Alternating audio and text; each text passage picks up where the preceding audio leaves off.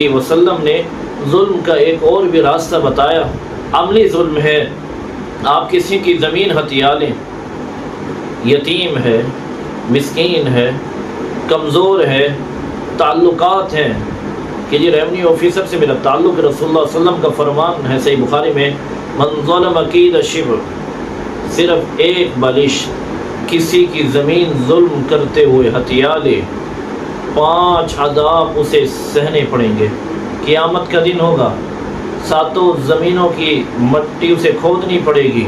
اللہ فرمائے گا اپنے کندھے پہ اٹھاؤ مٹی اور چکر لگاؤ میدان محشر کا، جب تک دنیا کا حساب نہیں ہو جاتا۔